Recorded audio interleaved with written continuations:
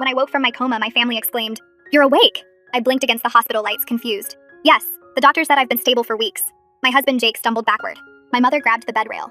My sister Wilhelmina's face went sheet white. I looked at each of them and saw it clearly. Disappointment. They'd always treated me like the family ATM, but I thought nearly dying would change things. "Sweetheart," Jake said slowly, "maybe you should rest more. The doctor said you might slip back." "Actually, I feel amazing. They said I'm making a miraculous recovery." That's when I saw Jake exchange a look with Wilhelmina. A look that said everything. "Well," Mom said, forcing a smile, "miracles don't last forever. The doctors mentioned possible complications, right?" "No, they said I'm perfectly healthy. Except," I paused, watching them lean in eagerly, "the brain damage. I only have 6 months before complete cognitive failure." The lie slipped out so easily, and their reactions told me everything. Jake's eyes lit up. Wilhelmina actually smiled before catching herself. Mom rubbed my hand, saying, "At least you woke up to say goodbye." That night, I pretended to sleep. Through my unconscious state, I heard them in the hallway. "Her life insurance is $2 million, Jake whispered. "If she's mentally incompetent, I get power of attorney. The house is worth another $800,000, Wilhelmina added, plus her investment accounts. "We need documentation of her decline," Mom said. "Video evidence." I smiled behind closed eyes. During my coma, I'd been somewhat conscious. I'd heard every conversation about pulling the plug, about the inheritance, about Jake's girlfriend Melissa, who was waiting patiently. Over the next week, I played my part perfectly. I'd forget names, mix up words, called Jake Brian, his brother's name, just to watch him document it eagerly on his phone. When Wilhelmina mentioned needing money for her boyfriend's startup, I slurred, "I wish I could help, but my brain." Jake's eyes gleamed. "Actually, honey, could you sign something?" "Just medical paperwork." I pretended I couldn't read properly, but it was power of attorney documents, and a will leaving everything to him. "Whatever you need, sweetheart." What they didn't know was that signing under false pretenses made the documents void, and fraud. The real game started when Jake quit his job. "Why work when we'll be millionaires in 4 months?" he told Melissa on the phone, not knowing I'd installed recording apps on all our devices during my confused state. Wilhelmina maxed out credit cards buying a Tesla and designer bags. "Payment in full when the inheritance comes," she told creditors. Mom broke her lease and moved into a luxury apartment she couldn't afford. "My daughter's dying. I'll have money soon." During dinner, I decided to escalate. "The doctor said something odd today. My brain scans are improving. He thinks I might fully recover." Jake's wine glass shattered on the floor. "That's impossible. I mean, doctors can be wrong. Don't get your hopes up." "Yeah," Wilhelmina added quickly. "False hope is cruel." What they didn't know, I'd already transferred our assets to a trust they couldn't touch. The house was being sold to my lawyer for $1. The life insurance beneficiary had been changed to a charity. Every day they thought I was at treatment. I was securing evidence with my attorney. Jake started bringing me special smoothies. "For your health," he'd say, watching me drink. They tasted wrong. Bitter. I'd pretend to drink, then pour them out. The residue tested positive for mercury. They were literally poisoning me. One night, I heard Jake on the phone with someone. "We need another 50 grand. She'll be gone in 2 months maximum. You understand what happens if you don't pay?" The voice was clearly a loan shark. "The insurance pays out soon. Her brain is deteriorating rapidly." They'd borrowed from criminals against my life. Sunday morning, I called a family meeting. The doctors want to discuss hospice options. They practically celebrated. Jake was already texting Melissa about wedding venues. But when they arrived at the hospital conference room, it wasn't doctors waiting. It was FBI agents, my lawyer, and Jake's girlfriend Melissa, who'd been working with police after Jake tried to poison her too when she'd threatened to expose him. The conference room door swung open, and Jake's face shifted from eager anticipation to total confusion. He'd been checking his phone in the hallway, probably texting Melissa about which funeral home to use, and now he stood frozen in the doorway staring at a man in a dark suit who definitely wasn't a hospice doctor. Regina pushed past him into the room and stopped so fast her purse swung forward and hit the doorframe. Wilhelmina came in last, and her mouth actually fell open when she saw the 3 other people in suits standing near the window. I watched all 3 of them process what they were seeing, watched their faces cycle through confusion to concern to something that looked a lot like panic. The man in the dark suit stepped forward, and 2 uniformed officers moved to block the exits. Jake's hand twitched toward his pocket where his phone was, and one of the agents smoothly intercepted him, taking the phone before Jake could even react. I saw the exact second Jake understood what was happening because all the color drained from his face and his eyes went wide. Every text message he'd sent about my declining health, every call he'd made to Melissa about wedding plans, every conversation with that loan shark about needing more money before I died, all of it was sitting in that phone, and now it was in an FBI agent's hand. The man in the suit pulled out a badge and held it up for everyone to see. He introduced himself as Special Agent Victor Kramer and gestured to the other agents in the room, rattling off their names and positions so fast I barely caught them. The uniformed officers positioned themselves at both exits, and I watched Wilhelmina's eyes dart between them like she was already planning an escape route. Victor's voice was calm and professional as he explained that this wasn't a medical consultation. It was a federal investigation, and all 3 of them needed to stay exactly where they were. Jake's hand kept moving toward his empty pocket, like he couldn't quite believe his phone was gone. His fingers twitched and curled, and I could see him trying to remember what messages he'd sent recently. What evidence was sitting in his text history just waiting to destroy him. Alice stood up from where she'd been sitting in the corner, and walked forward carrying a thick manila folder. She'd been my lawyer for 6 months now, ever since I first woke up and heard my family plotting in the hallway, and she'd spent all that time building a case so complete that no defense attorney could find a crack in it. She set the folder on the table, and it made a heavy thud that seemed to echo in the suddenly silent room. Melissa sat in the opposite corner looking terrified but determined, her hands clasped so tight in her lap that her knuckles had gone white. But I made eye contact with her, and something passed between us, an understanding that we both trusted the same man, and he'd tried to kill us both when we became inconvenient. She'd loved him, and I'd married him, and neither of those things had stopped him from mixing mercury into smoothies and watching us drink them. Victor opened the folder and pulled out a stack of bank statements. He started reading Jake his rights in that same calm, professional voice while spreading the statements across the table. I could see the numbers from where I sat, could see the highlighted sections showing Jake's attempts to transfer money out of our joint accounts and into ones with only his name. My husband's face went through about 5 different expressions in 10 seconds. First came denial, his mouth opening like he was going to claim this was all a mistake. Then came anger, his jaw clenching and his hands balling into fists. Finally, his face settled into something calculating and cold, and I could practically see the wheels turning as he tried to figure out which lies might still work. He was still thinking he could talk his way out of this because that's what Jake did. He talked and charmed and convinced people to believe whatever story he was selling. Regina started crying before Victor even turned to her, big dramatic tears rolling down her cheeks as she clutched her purse and claimed she didn't know anything about any of this. She was just a worried mother concerned about her dying daughter. She'd never discussed money or insurance or inheritance. Victor let her finish her whole performance before he pulled out a recording device and pressed play. Regina's voice filled the room, crystal clear as she talked to an insurance adjuster about my life insurance policy. She was asking about payout timelines and whether mental incompetence would affect the claim and how quickly the money could be transferred once I died. Her fake tears dried up real fast when she heard her own voice confessing to conspiracy. She tried to grab for the recorder, but an agent stepped between her and Victor, and she stumbled backward into a chair. Wilhelmina bolted. She actually made it 3 steps toward the door before an officer caught her arm and pulled her back. She was crying too now, ugly, desperate sobs as she begged them to let her go. She hadn't done anything wrong. She was just supporting her sister during a difficult time. Victor pulled out his phone and showed her a photo of the Tesla she'd bought on credit 2 weeks ago. He explained that it was repossessed at this exact moment, along with all the designer bags and clothes she'd charged to credit cards she couldn't pay. She'd told the credit card companies that payment would come through when her sister's inheritance was settled, which was fraud on top of conspiracy. Wilhelmina collapsed into a chair and put her head in her hands, her whole body shaking. A woman in a lab coat stepped forward, and Victor introduced her as a forensic toxicologist. She opened her own folder and pulled out lab reports with official letterhead and colored graphs. She explained in careful detail that the smoothie residue I'd saved showed dangerous levels of mercury, the kind of levels that cause organ failure and neurological damage. Jake's face went pale as she talked about half-lives and accumulation rates, and how the dosage wasn't accidental contamination from food or environment. This was deliberate poisoning designed to cause symptoms that would look like my supposed brain condition was getting worse. The expert pointed to specific numbers on her charts showing that the mercury levels were high enough to kill me within months, if I'd kept drinking those smoothies every day like Jake had encouraged. Melissa spoke up for the first time since we'd all entered the room. Her voice shook, but she pushed through it, describing how Jake had brought her smoothies too when she'd threatened to tell me about their affair. She'd thought he was being sweet, trying to apologize and make things right, but the smoothies made her violently sick.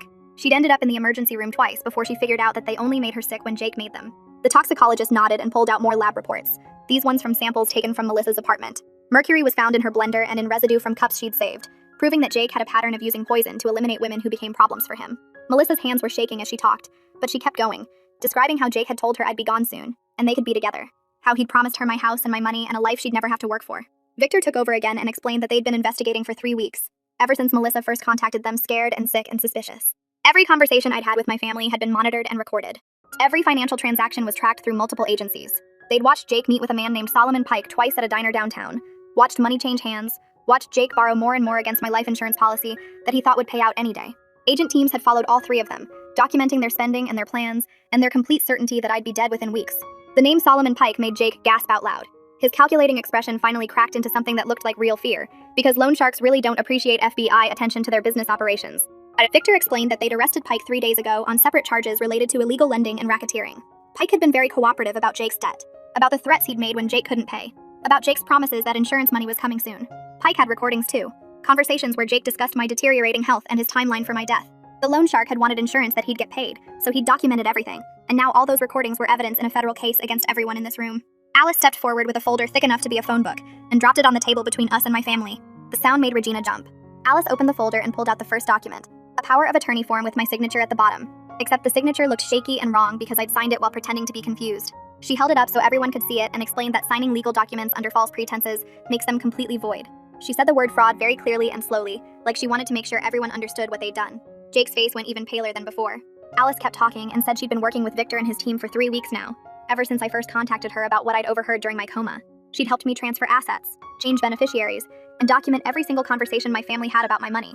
She pulled out more papers showing bank transfers, insurance changes, and property transfers, all of them legal, and all of them done before Jake got me to sign anything. Regina's mouth opened and closed, but no sound came out. Regina finally found her voice and stood up so fast her chair scraped against the floor. She pointed at me and said I manipulated them by lying about having brain damage. Her voice got louder as she talked, and she said I tricked them into thinking I was dying just so I could make them look bad. Victor didn't move from where he stood by the door, but his voice cut through Regina's yelling. He said my medical records showed I was never impaired at all, that every doctor who examined me confirmed I was cognitively normal. He pulled out a timeline showing that Jake, Regina, and Wilhelmina had discussed my life insurance and inheritance during my coma, weeks before I ever mentioned brain damage to anyone. The timeline had dates and times and quotes from their conversations that I'd heard while I was barely conscious. Regina sat back down hard. Victor explained that their conspiracy existed before my supposed cognitive decline, which meant they couldn't claim they were just responding to my condition. They'd wanted me dead or incompetent from the moment I woke up and disappointed them by being alive. A woman in a business suit stood up from the back of the room where I hadn't even noticed her sitting. Victor introduced her as an insurance investigator, who'd been tracking Jake's activities for the past month. She walked to the front and opened her own folder and started talking about fraud alerts. She explained that when Jake tried to take out $2 million in life insurance on me, it triggered automatic alerts across multiple insurance companies. A healthy woman in her 30s with a husband who suddenly quit his job and started asking about policy payouts raised red flags everywhere. The investigator pulled out forms Jake had filled out and pointed to the parts where he'd lied about my health, about his employment status, and about his financial situation. She said insurance companies share information about suspicious claims, and Jake's name was now flagged in every database in the country. Even if I had died, even if his plan had worked, he wouldn't have gotten a penny because the policies were void from the moment he lied on the applications. Jake's calculating expression finally cracked, and he looked genuinely scared for the first time since we walked into this room. Wilhelmina made a sound like a wounded animal and her whole body started shaking. She put her hands over her face and her words came out muffled and broken. She said Jake convinced her that I was dying anyway, so they might as well benefit from it. She said Regina told her it was practical planning, not murder, just making sure the money went to family instead of strangers. She kept saying she didn't know, she didn't understand. She thought they were just being realistic. Victor walked over to where she sat and pulled out his phone. He played a recording of Wilhelmina's voice, clear and excited, talking about buying a Tesla and a vacation home in Florida with her inheritance share. The recording was from 2 weeks into my fake decline, and Wilhelmina was laughing about how she'd always wanted a luxury car. Victor played another recording where Wilhelmina suggested they should document my confusion more carefully so the insurance company couldn't challenge the claims. Her voice on the recording sounded nothing like the sobbing woman in front of us. Victor said she was an enthusiastic participant from the start, not a victim of Jake's manipulation. Jake spoke for the first time since the toxicology report, and his voice came out rough. He said he wanted a lawyer. Victor actually smiled a little bit and nodded like Jake had finally done something smart. Victor said that was absolutely his right, and he should definitely get the best lawyer he could afford, which wouldn't be very good since Jake was broke and in debt to a loan shark. Victor started listing charges and his voice stayed calm and professional while he destroyed my family's lives. Conspiracy to commit murder, attempted murder, wire fraud, mail fraud, identity theft, forgery, filing false insurance claims. Each charge came with a potential sentence and Victor added them up as he went. Jake was looking at decades in prison. Regina and Wilhelmina were looking at serious time too, even if they cooperated. Victor explained that all 3 of them were being arrested right now, and officers were already outside waiting to take them into custody. He said they'd each get separate lawyers and separate holding cells to prevent them from coordinating their stories. 2 uniformed officers came through the door, and Regina looked at me directly for the first time since we'd entered this room. Her eyes weren't sad or sorry or scared. They were furious. She stared at me with pure rage like I'd done something wrong by not dying on schedule. Her mouth twisted into something ugly, and I could see her thinking about all the ways she wanted to hurt me for outsmarting her. In that moment, I understood something I'd been trying not to see my whole life. My mother genuinely believed she deserved my money more than I deserved my life. She thought her wants were more important than my existence. She wasn't a desperate person who made one terrible choice. She was someone who'd looked at her daughter and calculated my worth in dollars and found me more valuable dead than alive. The officer touched her arm to guide her up and she jerked away from him, but she stood. She kept staring at me and I stared back and didn't look away until they turned her toward the door. They took them out one at a time so they couldn't talk to each other or plan their defense together. Jake went first and he'd gone completely silent again. Back to that calculating look like he was already working through legal strategies and plea deals. He didn't look at me or Melissa or anyone else. He just walked between the officers with his head up like he was going to a business meeting instead of jail. Regina went next and she started talking the second they got her to the door. Her voice carried back into the room as she threatened to sue me for entrapment and false imprisonment and whatever other legal terms she'd picked up from TV shows. She said her lawyer would destroy me in court and prove I'd manipulated everyone. The officer guided her out, but her voice kept echoing down the hallway. Wilhelmina went last and she was crying, so hard she could barely walk. She kept saying her life was ruined over and over between sobs. An officer had to practically hold her up as they moved toward the door. She looked back at me once and her face was covered in tears and makeup, and she looked nothing like my sister anymore. The door closed behind them and the room suddenly felt huge and empty. It was just me, Alice, Melissa, and Victor now. My hands started shaking and I couldn't make them stop. The adrenaline that had kept me calm and focused during the confrontation drained out all at once and my whole body felt weak. Alice noticed right away and put her hand on my arm and guided me into one of the chairs. My legs gave out as I sat and I realized I'd been standing rigid for over an hour. Victor got bottles of water from somewhere and handed one to me and one to Melissa. The cold plastic felt real and solid in my shaking hands. I tried to open it, but my fingers wouldn't work right and Alice took it from me and opened it and handed it back. I drank and the water was cold going down and it helped me remember how to breathe normally.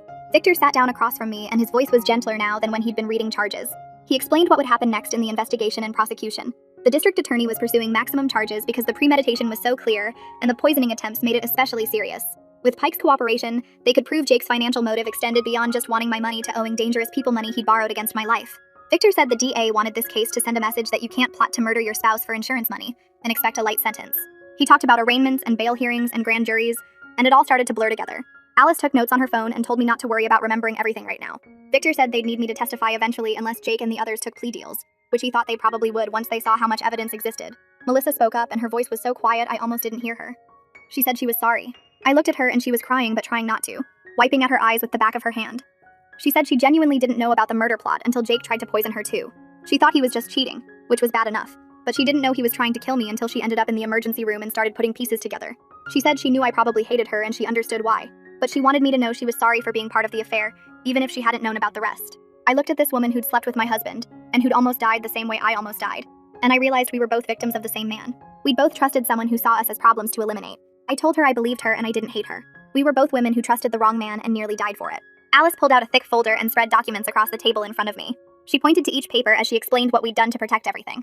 The house sale to her for $1 was completely legal and already recorded with the county. She showed me the deed transfer and the notary stamps and all the official signatures that made it real. The trust we'd set up was iron tight and nobody could touch it. Not creditors or court judgments or anything else. My investment accounts had been moved into protected instruments before any of the fraud happened, so there was no way Jake or Regina or Wilhelmina could claim they had rights to any of it. She walked me through each document and I realized how much work she'd done while I was pretending to be confused and dying. Every asset I owned was locked away where my family couldn't reach it no matter what happened in court. Victor leaned forward when I asked about Pike and the loan shark's claims on my insurance money. He said criminal debts aren't legally collectible in any court, and Pike was already facing charges for illegal lending and probably racketeering too. Any agreement Jake made with him was void because it was based on planned murder, which meant Pike couldn't enforce the debt even if he wanted to. The FBI had been watching Pike for months before my case came up, and Jake's borrowing actually gave them the evidence they needed to arrest him. Victor said Pike was cooperating now because he didn't want to face federal prison time, and his testimony would help prove Jake's financial motive for trying to kill me. I felt relief wash through me knowing that particular threat was gone. A detective from local police walked in about an hour later. He was older, with gray hair and tired eyes, and he sat down across from me with a recording device and a notepad. He said he needed my formal statement for the case file, starting from when I woke up from the coma all the way through to today. I started talking and it took almost 2 hours to get through everything.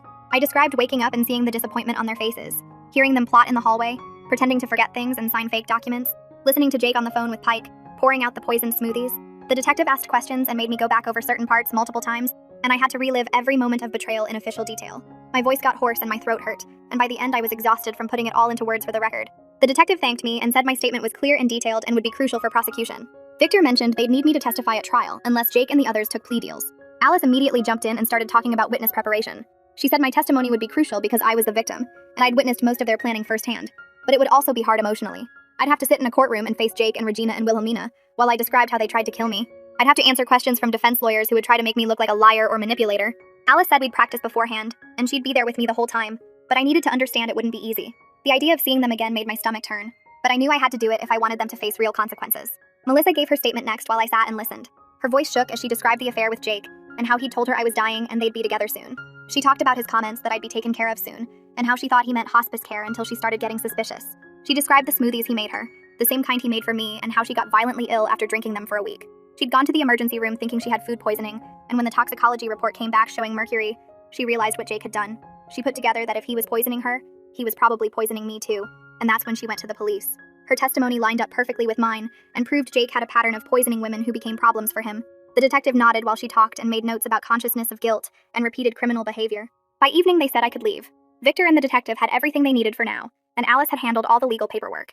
But when I stood up to go, I realized I didn't have anywhere to go. The house was in legal limbo because of the sale to Alice, and even if I could go back there, I couldn't stand the thought of sleeping in the bed I'd shared with Jake. Every room would remind me of him watching me drink poisoned smoothies and documenting my fake mental decline on his phone. I stood there in the conference room feeling lost, and Alice must have seen it on my face because she immediately offered her guest room. She said I could stay as long as I needed while we figured out permanent housing. Melissa asked if we could stay in touch. Not as friends exactly, but as people who understood what we'd survived. I gave her my new phone number and she put it in her contacts, and there was something sad but also comforting about having this connection with someone who'd been through the same nightmare. Alice drove me to her house and showed me the guest room. It was small and plain with blue walls and a bed with white sheets, and nothing that reminded me of my old life. I sat on the edge of the bed after she left and just stared at the wall. The strategic mask I'd worn for weeks suddenly cracked and I started crying. Not quiet tears, but huge sobs that shook my whole body. I cried for the family I thought I had, the mother who was supposed to protect me, the sister who was supposed to love me, the husband I trusted with my life. I cried for the years I'd spent being their ATM and thinking that was normal. I cried for the woman I'd been before the coma, who was naive enough to think nearly dying would make them care about me. I cried until my throat was raw and my eyes were swollen and I couldn't cry anymore. Alice knocked softly and came in without waiting for an answer. She sat on the bed next to me and didn't say anything for a while. Then she told me she'd seen enough cases to know that justice doesn't heal betrayal. It just stops the people who betrayed you from doing more damage. Sometimes that has to be enough because you can't undo what they did or make them into different people. You can only protect yourself and move forward and build something new. She said it wasn't fair and it wasn't what I deserved, but it was reality. I nodded because I knew she was right, even though it hurt to hear. The next morning, I woke up to my phone buzzing constantly. Alice brought me coffee and told me the arrests had hit the news overnight. I looked at my phone and saw dozens of messages from people I hadn't talked to in years. Old coworkers and distant relatives and high school friends all suddenly concerned about my well-being and wanting to know if I was okay. The local news had picked up the story as a bizarre attempted murder case, and apparently it was getting shared all over social media. People were calling it the coma conspiracy and the insurance murder plot and making it sound like a movie instead of my actual life. I scrolled through the messages and most of them felt fake, like people just wanted to be part of the drama. A few seemed genuine, but I didn't have the energy to respond to anyone yet. I turned my phone off and drank my coffee and tried to figure out what came next. I scrolled through the messages for another hour before I found one that made me stop. Sarah Kim had been my roommate in college and my closest friend before I met Jake. She wrote that she'd seen the news and wanted to know if I was okay, and if there was anything she could do to help. Her message felt different from all the others, because she didn't ask for details about the arrests, or try to insert herself into the drama. She just offered to listen if I needed someone to talk to. I typed back that I was staying with my lawyer temporarily, and gave her the address. She responded within minutes saying she was driving up from the city, and would be there by dinner. When she arrived 6 hours later carrying takeout containers and a duffel bag, I opened the door and started crying before she even said hello. She set everything down and hugged me while I sobbed into her shoulder. And for the first time since the arrests, I felt like I had someone in my corner who actually cared about me as a person, instead of as a victim or a news story. We stayed up until 3 in the morning talking about everything that happened, and Sarah told me she'd always thought Jake was controlling, but hadn't known how to say anything without me getting defensive. Having her there made Alice's guest room feel less like a temporary hiding place, and more like a safe space where I could start figuring out my next steps. 3 days later, Alice called me into her home office because the prosecutor wanted to meet. We drove to the district attorney's office downtown and sat in a conference room with a woman named Angela Brooks, who handled major fraud and attempted murder cases. She spread out folders containing evidence against Jake, Regina, and Wilhelmina, while explaining that her office was considering plea deals for my mother and sister if they agreed to testify against Jake. The deals would require them to plead guilty to conspiracy charges and accept significant prison time, along with full restitution for the money they'd spent expecting my death. Angela said Regina would likely get 10 to 12 years, and Wilhelmina would get 6 to 8 years if they cooperated. But without their testimony, the trial against Jake became more complicated and expensive. She wanted to know how I felt about offering these deals before she made any formal proposals to their lawyers. I looked at the recordings transcripts showing my mother calculating insurance payouts and my sister buying luxury items on credit, and I told Angela I wanted them to face real consequences. These weren't desperate people who made one terrible choice in a moment of weakness. They spent weeks planning my death, celebrating my fake decline, and spending money they expected to inherit after I died. Regina had been my mother for 32 years, and she'd chosen $2 million over my life without a second thought. Wilhelmina had been my sister, and she'd bought a Tesla before I was even supposedly dead. That level of calculated greed deserved serious punishment, not a slap on the wrist in exchange for testimony against Jake. Angela nodded and made notes about my position, then said she'd keep me informed about any developments in the plea negotiations. The next morning, Alice got a call from Wilhelmina's lawyer trying to set up a negotiation meeting. Wilhelmina wanted to claim she'd been manipulated by Jake and Regina into believing I was actually dying, and that she'd only participated because she thought she was helping plan for my inevitable death, rather than causing it. Her lawyer apparently believed this narrative would get her a lighter sentence or possibly probation if she agreed to testify against the others. Alice pulled up the recordings on her laptop, and we listened to Wilhelmina discussing her inheritance calculations 3 days after I woke from the coma. She'd known I was healthy and recovering, but she'd still participated in documenting my fake mental decline and spending money based on my anticipated death. The recordings proved she was actively calculating what she'd inherit and how she'd spend it, not reluctantly going along with someone else's plan. Alice told Wilhelmina's lawyer that any deal would need to include significant prison time because the evidence showed enthusiastic participation, not manipulation. The lawyer said he'd talk to his client and get back to us, but Alice didn't think Wilhelmina would accept a deal that involved actual consequences. Regina's response to plea deal offers was even more frustrating. Angela called to say that Regina had refused any deal and insisted on going to trial because her lawyer believed they could paint me as a vindictive daughter who'd entrapped her poor family. Apparently, Regina's defense strategy was to claim she'd been a concerned mother worried about her daughter's health, and that I'd manipulated everyone by lying about brain damage to make them look bad. Her lawyer thought a jury would sympathize with a mother who was just trying to prepare for her daughter's death, and that the recordings could be explained as practical planning rather than murder conspiracy. Angela said this defense was ridiculous given the evidence, but it meant Regina's case would go to trial in about 4 months. I asked if this meant Jake and Wilhelmina would also go to trial, and Angela explained that Jake's lawyer was actually being smarter about the situation. Jake's attorney understood that the poisoning evidence was damning, and that a jury would likely convict on attempted murder charges that carried life in prison. He was pushing hard for a plea deal that would give Jake a definite sentence instead of risking life without parole. Angela said her office was willing to consider it because trials were expensive and uncertain, but they wouldn't go below 20 years given the mercury poisoning attempts and the loan shark involvement. Jake had tried to kill both me and Melissa using poison, and that level of premeditation deserved serious time even with a plea deal. 2 weeks after the arrests, Alice sat me down and said I needed to start therapy.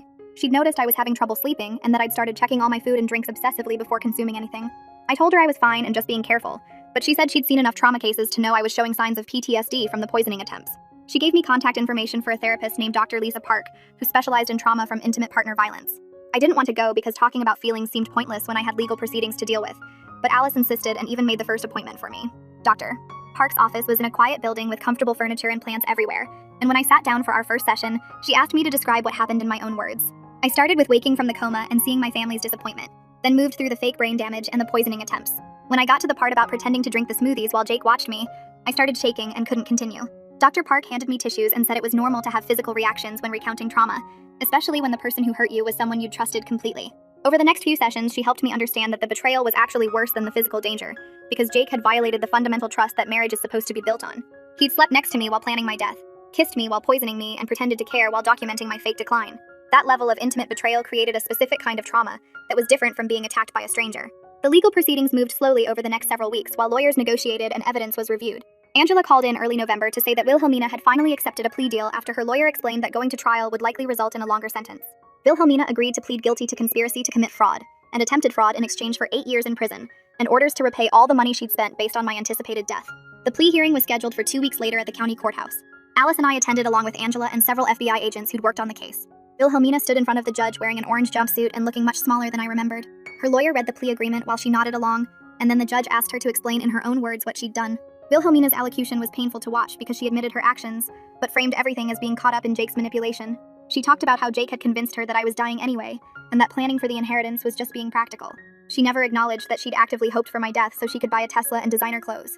She never mentioned the recordings where she calculated her share of my assets, or the credit card bills she'd run up expecting to pay them off with inheritance money. She presented herself as a naive younger sister who'd been led astray by her evil brother-in-law, and it made me want to stand up and play the recordings right there in court.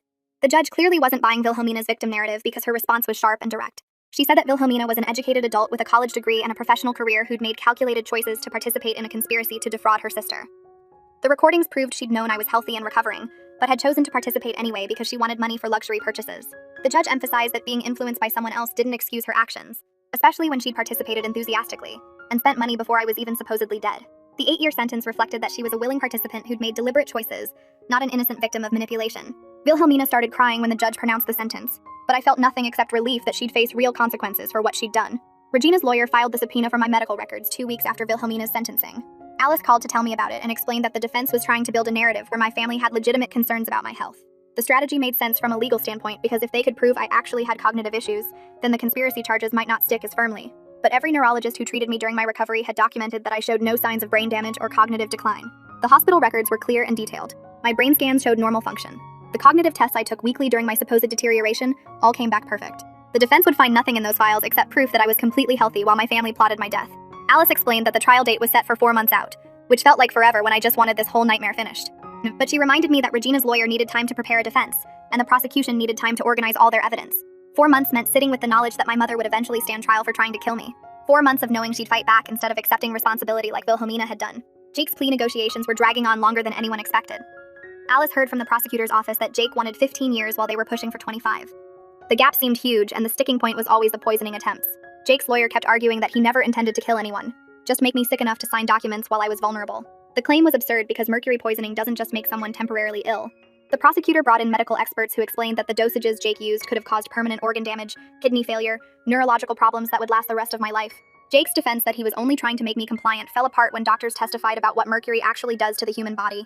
Angela called in late January to tell me that Melissa would be testifying at a preliminary hearing about her own poisoning.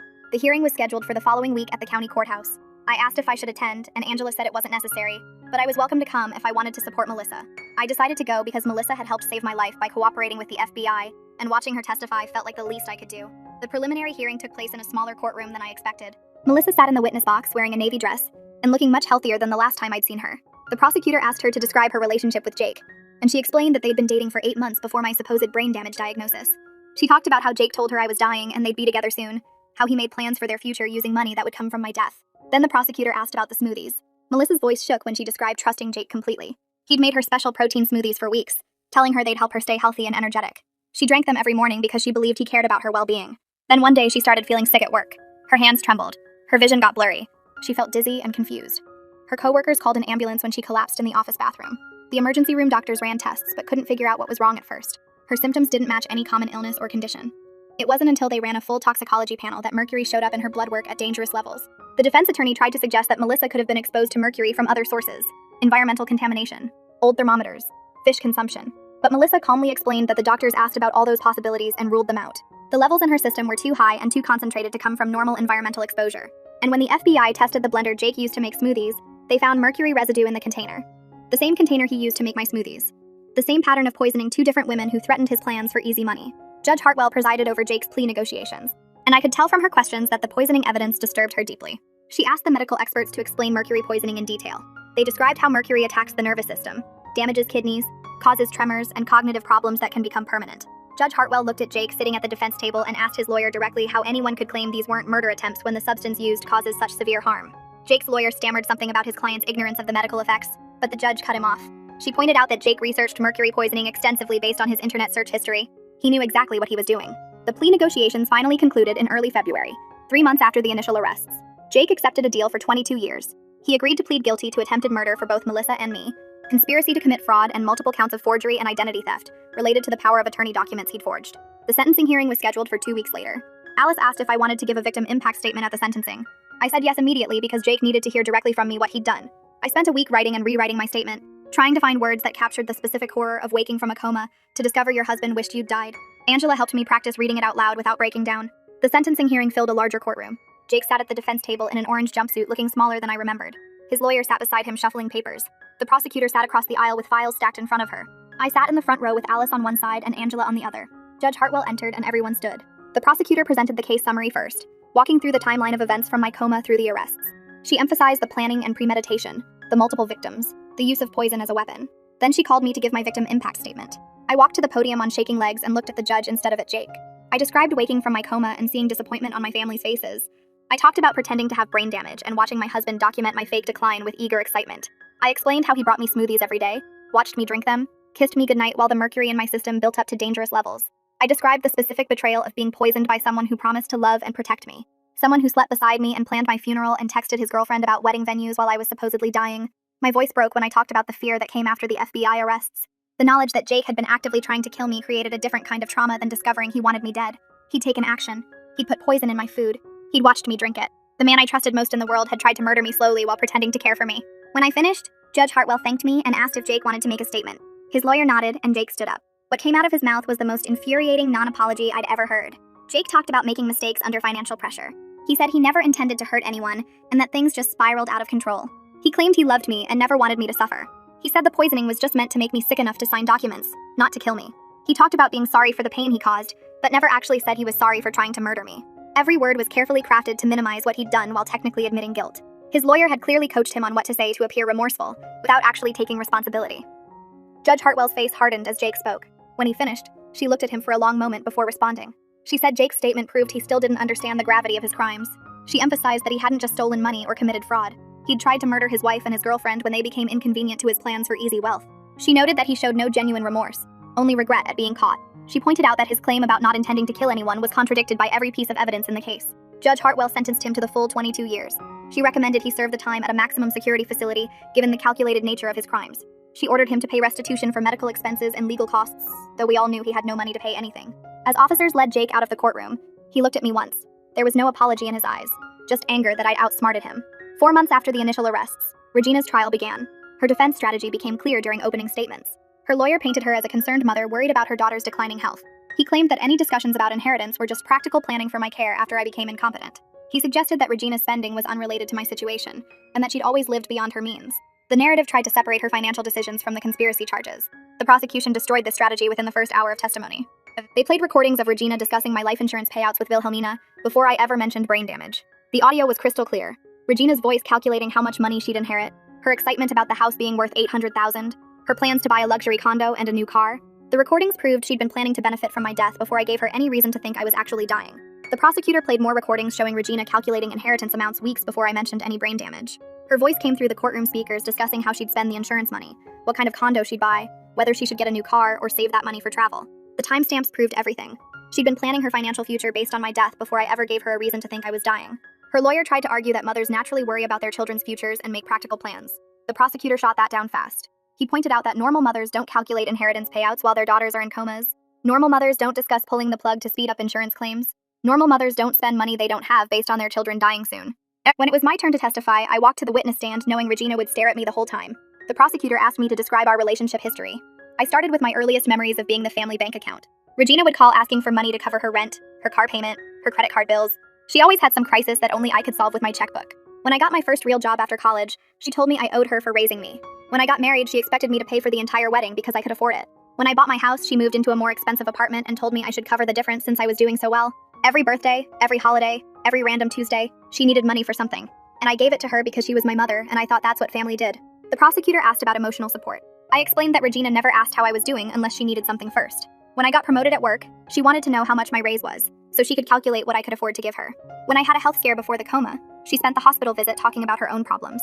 When I tried to set boundaries about money, she'd cry about being abandoned by her ungrateful daughter. The pattern was clear and it had been going on for years. I was the ATM, not the daughter. Then the prosecutor asked about waking from the coma. I described opening my eyes and seeing disappointment on Regina's face. Not relief that I survived, not joy that I was awake, just this flash of disappointment before she caught herself and forced a smile. I told the jury about hearing her in the hallway that first night, discussing my life insurance with Wilhelmina like they were planning a shopping trip. I explained how Regina immediately started talking about my supposed cognitive decline, encouraging doctors to document problems that didn't exist, pushing for declarations of incompetence that would give Jake power of attorney. The prosecutor showed the jury Regina's spending records. She'd broken her lease and moved into a luxury apartment she couldn't afford 2 weeks after I mentioned brain damage. She told her landlord that her daughter was dying and she'd have money soon. She bought expensive furniture on credit with delivery scheduled for 6 months out, right around when she expected me to be dead or completely incompetent. She made deposits on a new car and a cruise, both scheduled for after my supposed cognitive failure. Every purchase was timed to my expected death. Regina's lawyer stood up for cross-examination. He tried to make me look vindictive and manipulative. He asked why I lied about brain damage if I wasn't trying to trap my family. He suggested I was a cruel daughter who enjoyed watching my mother suffer. He implied I fabricated evidence and manipulated recordings to frame innocent people who were just worried about my health. His strategy was obvious. Make the jury think I was the villain, not Regina. I stayed calm and explained exactly why I started recording. I told the jury that I'd been somewhat conscious during my coma. I heard Regina, Wilhelmina, and Jake discussing whether to pull my plug. I heard them calculating insurance payouts and inheritance amounts. I heard them talking about how long they should wait before ending my life support so it wouldn't look suspicious. When I woke up and saw their disappointment, I knew I needed proof of what they were planning. I only started recording after I heard them actively discussing my murder for money. That wasn't entrapment. That was self-defense. The lawyer tried another angle. He asked why I didn't just confront them or cut them off. Why did I pretend to have brain damage instead of being honest? I explained that I needed evidence that would hold up in court. If I just accused them, they would have denied everything. But by giving them what they wanted, by pretending to decline mentally, I got them to document their own crimes. They recorded videos of my supposed confusion. They discussed their plans on phone calls. They spent money they didn't have based on my anticipated death. Every action they took proved their intent to defraud insurance companies and steal my assets. The lawyer's last attempt was asking if I felt any guilt about destroying my family. I looked at Regina while I answered. I said I didn't destroy my family. They destroyed themselves when they chose money over my life. I didn't make Regina discuss pulling my plug. I didn't make her break her lease for an apartment she couldn't afford. I didn't make her calculate insurance payouts while I was in a coma. She made those choices. She committed those crimes. All I did was survive and collect evidence of what she was planning to do to me. The jury went out to deliberate after closing arguments.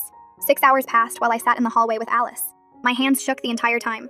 I kept thinking about what would happen if they didn't believe me. What if they thought I really was vindictive? What if Regina walked free?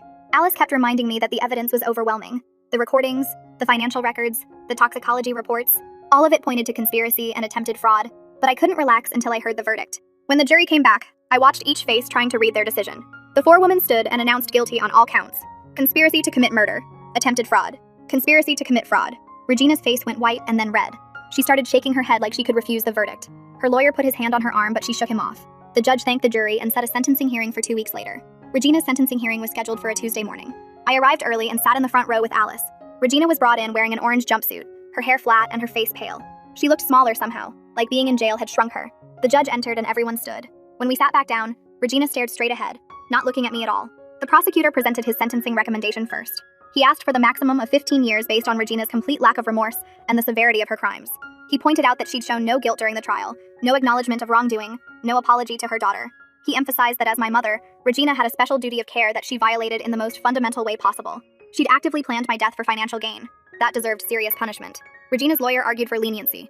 He claimed Regina was a woman who made poor choices under financial stress. He said she never actually tried to kill me, just planned to benefit if I died naturally from my supposed condition. He suggested a shorter sentence of 5 to 7 years would be appropriate given her age and lack of prior criminal record. No, he painted her as a desperate woman who got caught up in circumstances beyond her control. The judge asked if Regina wanted to make a statement. Regina stood up slowly. She looked at the judge and said she was sorry for any pain she caused. But then she turned to me and her face changed. She said I destroyed the family by refusing to help when they needed money. She claimed I'd always been selfish and cold. She said I trapped them by pretending to be sick, and then punished them for caring about my future. Her voice got louder as she talked. She said I'd ruined her life, and Wilhelmina's life, and Jake's life over money that I didn't even need. She said I should be ashamed of myself for putting my own mother in prison. The judge's face hardened as Regina spoke. When Regina finally sat down, the judge looked at her for a long moment. Then she said Regina's statement proved she still didn't understand the gravity of her crimes or accept responsibility for her actions. The judge noted that Regina showed no genuine remorse, only anger at being caught and punished. She emphasized that Regina hadn't just made poor financial choices. She'd conspired to murder her daughter and defraud insurance companies. She'd celebrated her daughter's supposed decline and spent money she didn't have based on her daughter's anticipated death. The judge sentenced Regina to 12 years in prison. She recommended Regina serve the time at a medium security facility and ordered her to pay restitution for legal costs and the money she'd fraudulently spent. As the judge finished speaking, Regina screamed at me across the courtroom. She yelled that I'd destroyed the family and I'd regret this. She said I was an ungrateful daughter who deserved to die alone. Security officers moved toward her, but she kept screaming about how I'd ruined everything. They had to physically remove her from the courtroom while she was still yelling about what a terrible person I was. I sat there watching security drag my mother out and felt nothing but relief. Not satisfaction exactly. Not happiness. Just this deep relief that she couldn't hurt me anymore. She couldn't call asking for money. She couldn't guilt me into funding her lifestyle. She couldn't plot my death for insurance payouts. For the first time in my life, I was free from her manipulation and control. Alice squeezed my hand, and we walked out of the courthouse together into the afternoon sun. With all 3 family members convicted and sentenced, I started rebuilding my actual life. Alice helped me find a small condo in a different neighborhood across town. 2 bedrooms, updated kitchen, small balcony with a view of the park. No memories of Jake or Regina or Wilhelmina. No ghosts in the corners. Just clean space that was entirely mine. We spent a weekend furniture shopping, and I bought everything new. New couch, new bed, new dishes, new everything. I wanted nothing from my old life in this new space. The insurance companies finished their investigations about a month after Regina's sentencing. They confirmed no payouts to anyone involved in the conspiracy. Jake wouldn't get life insurance money. Regina wouldn't get inheritance. Wilhelmina wouldn't get her share of assets. Everything stayed with me or went to the charity I designated as beneficiary during my fake decline. The insurance investigators also flagged all 3 of them in industry databases. They'd never be able to take out policies on anyone else or be named as beneficiaries without triggering fraud alerts. Their names were permanently marked in the system. My phone rang one evening while I was unpacking boxes in the new condo. Unknown number, but I answered anyway. A woman's voice asked if I was Regina's daughter. I said yes, carefully. She introduced herself as my father's sister, my aunt. She said she'd seen news coverage of the trial and wanted to reach out. I almost hung up because I didn't know I had an aunt. But she kept talking. She explained that Regina had cut off my father's entire family after he died. She'd refused to let them see me, returned their letters, blocked their calls. She'd isolated me completely from his side of the family. We talked for 2 hours that first call. My aunt told me stories about my father that I'd never heard. How he worried about Regina's materialism and her focus on money over everything else. How he'd insisted on setting up my inheritance in a trust that Regina couldn't touch, which she'd always resented. How he'd wanted me to know his family, but Regina made that impossible after his death. My aunt said she'd tried for years to contact me, but Regina blocked every attempt. She'd almost given up until she saw the trial coverage and realized I might finally be free from Regina's control. My aunt invited me to dinner at her house the following weekend.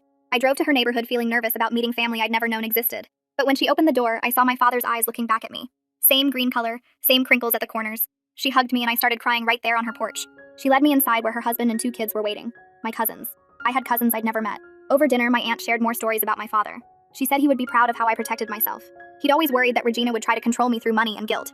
That's why he set up the trust the way he did, with provisions that kept Regina from accessing anything. He'd seen her manipulation tactics and wanted to make sure I had independence. My aunt said he used to tell her that I was strong and smart and would figure things out eventually. He'd believed in me even when Regina was trying to make me doubt myself. 6 months after the confrontation in the hospital conference room, I started a new job in the hospital administration. The position focused on patient advocacy and family communication protocols. After everything I'd been through, working in healthcare felt meaningful. I wanted to help improve systems that protected vulnerable patients from family members who might not have their best interests at heart. I wanted to make sure other people in comas had advocates watching out for them. My experience gave me perspective that most administrators didn't have. I met Melissa for coffee about 3 weeks after the sentencing hearings wrapped up. She texted asking if I wanted to talk, and I figured we might as well since we'd both survived the same person trying to kill us. The coffee shop she picked was neutral territory, not anywhere Jake would have taken either of us. She looked different without the stress of testifying hanging over her, younger somehow, and she ordered a regular coffee instead of anything fancy. We sat outside because neither of us wanted to feel trapped in a small space. She thanked me for not hating her, which felt strange because I didn't have energy left for hating anyone except the people who actually tried to murder me. She explained that she genuinely believed Jake when he said his marriage was over, that I was sick, and he was just waiting for the right time to leave. I told her I understood because predators are good at making you believe their lies. We talked about the smoothies, how similar his approach had been with both of us, and there was something almost clinical about comparing notes on our own attempted murders. She said her therapist told her she had a pattern of trusting the wrong men, and I said my therapist told me I had a pattern of ignoring red flags when people showed me who they really were. We didn't become friends exactly, but we exchanged numbers and agreed to check in occasionally. There's value in knowing someone who understands the specific betrayal of trusting someone who is actively planning your death while pretending to love you. She paid for both coffees even though I offered, and when we hugged goodbye, it felt like closing a chapter neither of us wanted to be part of, but couldn't pretend hadn't happened. My college best friend called me about 2 months after the trials ended. She'd gotten a job offer in my city and wanted to know if I thought she should take it. I told her yes before she even finished explaining the position, because I needed someone in my life who knew me before Jake, before the coma, before everything turned into a crime drama. She moved 3 weeks later and I helped her unpack boxes in her new apartment.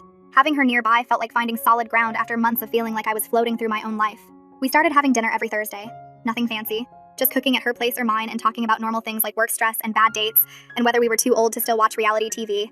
She never treated me like I was fragile or broken, never asked careful questions about the trial or my family.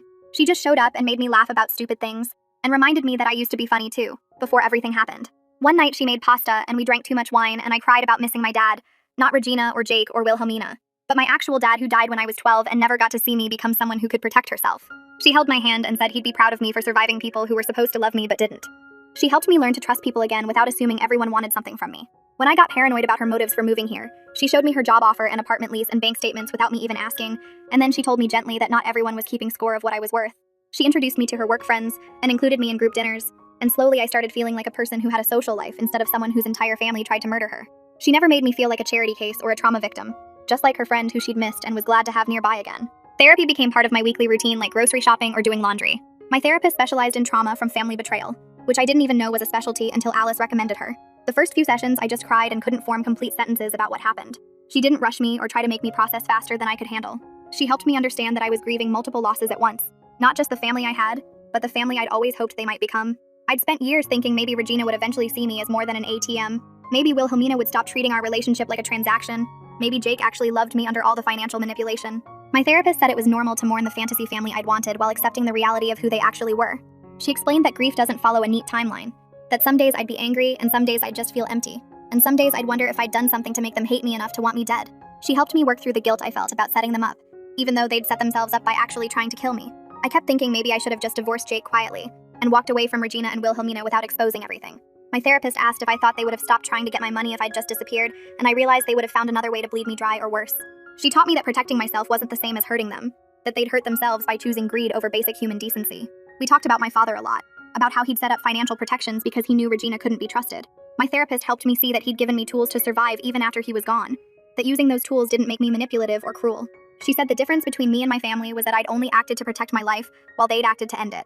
Some sessions were harder than others, especially when we discussed trust and relationships, and whether I'd ever be able to let someone close again without waiting for them to show their true motives. I met someone at work about 4 months after everything settled. He worked in the hospital finance and we kept running into each other in the cafeteria during lunch breaks. He started sitting at my table and we'd talk about normal things like weekend plans and whether the hospital coffee was getting worse or if we were just getting more tired. I didn't tell him about my history at first, because I wanted to see if he'd like me without knowing I was the woman from the news whose family tried to murder her. We went to coffee a few times, then dinner, and I kept waiting for him to ask me for money or start calculating my worth. He never did. He paid for his own meals and never asked about my salary or my assets or whether I owned property. When I finally told him about Jake and the trial and everything that happened, he listened without interrupting, and then asked if I was okay, not what happened to the money, or whether I was rich now. He said he understood if I needed to take things slowly, because that kind of betrayal doesn't heal fast. His patience felt like proof that not everyone was secretly calculating my worth in dollars. We went on actual dates where he planned activities based on things I mentioned liking, not expensive restaurants to impress me, but hiking trails I'd said looked interesting, or art exhibits I'd wanted to see. He never pushed for more than I was ready to give, never got frustrated when I needed space or time to process my feelings. He introduced me to his friends and family without making a big deal about my past, just presented me as someone he was dating and liked spending time with. His mom hugged me the first time we met, and didn't ask a single question about the trial or my family. I kept testing him in small ways, mentioning expensive things I couldn't afford to see if he'd offer to pay, talking about financial stress to see if he'd ask about my accounts. He never took the bait. He just treated me like a person he cared about, not a resource to exploit or a problem to solve. 6 months in, I finally started believing he might actually just like me for me, that not everyone was keeping a running tally of what they could get from me. The financial aftermath took about 6 months to fully settle into something stable. Alice had set up the trust perfectly, protecting everything from creditors and legal judgments, and my family's attempts to claim they deserved compensation. The house sold to her for $1 as planned. Then she sold it at market value and put the proceeds into the trust where nobody could touch it. My investment account stayed protected. My retirement funds remained intact, and the life insurance money went to the charity I designated as beneficiary. I wasn't wealthy by any means, but I was secure and independent. I had a good job in the hospital administration that paid enough to cover my bills and save a little. The condo was modest but mine, 1 bedroom in a safe neighborhood with parking and a small balcony. I bought furniture slowly, picking pieces I actually liked instead of whatever Regina had decided was appropriate for someone in my position. My car was practical and paid off. My credit cards had low balances I could manage, and I had an emergency fund that made me feel safe. Alice reviewed my finances quarterly to make sure everything stayed protected and properly managed. She'd become more than just my attorney, more like a financial advisor who actually cared whether I was okay. The trust was structured, so I could access income from the investments without touching the principal, giving me security without making me feel trapped by money I couldn't use. I donated to the charity that received Jake's intended life insurance payout, supporting their work with domestic violence survivors. Every month I transferred a small amount to savings, building something for myself that nobody else had claimed to. I wasn't rich and didn't want to be. Not after seeing what money had done to my family. Being secure and independent felt more valuable than any inheritance, more meaningful than the millions Jake and Regina had tried to steal. I could pay my bills, buy groceries, go out with friends occasionally, and sleep at night knowing nobody was plotting to take it all from me. A year after everything ended, I got a letter from Wilhelmina requesting a prison visit. I almost threw it away without reading it, but something made me open it. She said she'd been working with a therapist inside and wanted a chance to talk to me face to face. She wasn't asking for forgiveness exactly, just an opportunity to explain and apologize. I thought about it for 2 weeks before deciding to go. The prison was 2 hours away, and I drove there on a Saturday morning feeling sick the entire time. The visiting room was exactly like you see in movies. Small tables bolted to the floor and guards watching everything. Wilhelmina looked smaller somehow, older, wearing a prison uniform that hung loose on her frame. She'd lost weight and her hair was shorter and she didn't have any makeup on. She cried when she saw me, which I hadn't expected. She thanked me for coming and said she understood if I hated her. I told her honestly that I didn't forgive her, and we wouldn't have a relationship when she got released, but I didn't wish her harm. She nodded like she'd expected that answer and said it was fair. She explained that she'd been working with her therapist on understanding how she justified hoping her sister would die for money, how she'd convinced herself it was okay because I had more than I needed anyway. She said the therapist was helping her see that she'd always been jealous of me, that Regina had pitted us against each other since we were kids. I listened but didn't offer comfort or absolution. She asked about my life and I kept my answers vague, not wanting to give her details she could use or obsess over. She said she was genuinely glad I survived and built a new life, that she hoped someday I might be able to think of her without just remembering the worst thing she'd ever done. I told her that might take a very long time or might never happen, and she said she understood. The visit lasted 30 minutes and felt like hours. When I left, I felt lighter somehow, like I'd closed a door I hadn't realized was still open. I never visited Regina or Jake and had no plans to change that. Regina sent letters that I returned unopened every time, not even bothering to read her excuses or justifications. Her handwriting on the envelopes was the same as always, careful and precise, and seeing it made my stomach hurt. I threw them in a box in my closet without opening them because I didn't need her version of events or her attempts to rewrite history. Jake's lawyer contacted me once asking if I'd be willing to meet with Jake so he could apologize. I told the lawyer no and asked him not to contact me again about Jake for any reason. Alice sent a formal letter making it clear that any further attempts at contact would be considered harassment. I blocked Regina's prison phone number after she tried calling twice.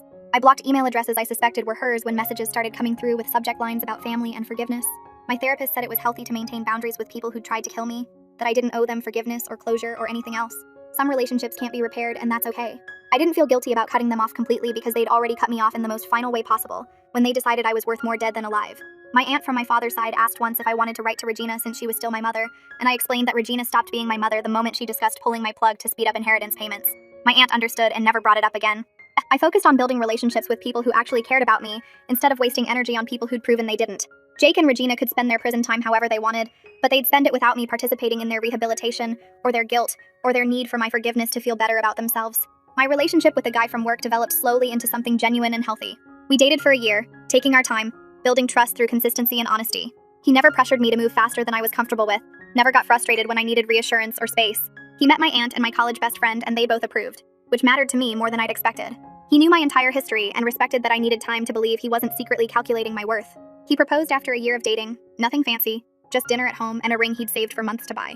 I said yes because I'd learned the difference between someone who loves you and someone who sees you as a resource to exploit. He cried when I said yes, actual tears, and told me he'd been nervous I'd say no, because I'd been hurt so badly before. I cried too because I genuinely believed I'd never trust anyone enough to marry again. We talked about prenups openly and honestly, and I insisted on one not because I didn't trust him, but because I needed the security of knowing my assets were protected. He agreed immediately, and said he understood completely, that protecting myself wasn't the same as not trusting him. Alice drew up the prenup, and he read it carefully and signed it without complaints or negotiations. His parents were excited about the engagement and never once asked about my financial situation or what I was bringing to the marriage. His mom hugged me and said she was glad her son found someone who made him happy. Planning the wedding became something I actually looked forward to instead of dreaded. Planning a wedding felt completely different this time. It was small and intimate with people who actually cared about me, not the large production Regina had orchestrated for my first wedding to show off to her friends while I paid for everything. We invited 30 people total, just close friends and family who'd supported us. My aunt walked me down the aisle and my college best friend was my maid of honor. We got married in a small garden venue, nothing fancy, just flowers and string lights and folding chairs. I wore a simple dress I picked out myself, not the expensive designer gown Regina had insisted on for my wedding to Jake. We wrote our own vows and I cried through mine because I was actually marrying someone who saw me as a person instead of a bank account. His vows promised to support my independence and respect my boundaries and never make me feel like I owed him anything. We served barbecue instead of a formal dinner and played music we actually liked instead of what was traditional. Melissa sent a card wishing me happiness, and I appreciated that she understood she wasn't part of my new life, but genuinely wanted good things for me. My therapist came to the wedding and hugged me and said she was proud of how far I'd come. Alice gave a toast about watching me survive the worst betrayal possible and build something beautiful from the wreckage. My aunt talked about my father and how he'd be so proud of the woman I'd become. We danced under the lights, and I felt genuinely happy for the first time in years, surrounded by people who loved me for who I was, instead of what I had. The wedding day arrived on a perfect spring morning with clear skies and gentle warmth that felt like a good sign. My aunt arrived early to help me get ready, and she cried when she saw me in my simple white dress, telling me I looked just like my father's side of the family. My college best friend did my makeup and kept making jokes to calm my nerves, and I realized how lucky I was to have people who genuinely cared about my happiness instead of my bank account. We drove to the small garden venue together, and I felt none of the dread I'd experienced before my first wedding when Regina had controlled every detail and complained about costs I was paying. My aunt walked me down the short aisle between rows of folding chairs filled with 30 people who actually wanted to be there, and my fiancé's face when he saw me was everything I needed to know about making the right choice. My college best friend stood beside me as maid of honor, holding my bouquet and dabbing her eyes with a tissue, and I caught her grinning at me during the vows. The ceremony was short and personal, with words we wrote ourselves instead of traditional scripts, and when we kissed as husband and wife, everyone cheered like they meant it. At the reception, I found a card on the gift table from Melissa wishing me happiness, and saying she was glad I found someone who deserved me, and I appreciated that she understood our connection was about surviving Jake together, not building a friendship, but she still wanted good things for me. The barbecue dinner was casual and delicious, and we danced under string lights as the sun set, surrounded by people who proved every single day that I was worth more than my bank account. Starting this new chapter felt different because I'd learned through surviving my family's betrayal that protecting myself wasn't selfish, and that some people would always choose money over love, but I didn't have to let that define my future. I was building a life with people who saw me as a person instead of a resource, and that felt like the best possible outcome after everything I'd been through. So, how did you like this story? If stories like these truly interest you, then this channel is made just for you. Tell us your thoughts in the comments below. And if you have any story ideas or topics you'd like us to cover next, share them with us. Because even a single comment from you helps us bring more powerful and meaningful stories. We read every single comment, and your support truly means everything to us. If you enjoyed this Reddit-style family drama and revenge story, please like this video, share it with someone who loves real-life stories, and subscribe to our channel, Trail of Revenge, so we can reach 100,000 subscribers together very soon. Don't forget to turn on the notification bell, so you never miss a new powerful story from Trail of Revenge. Thank you so much for watching. Take care, have a wonderful day, and we'll meet again in the next video with another unforgettable story.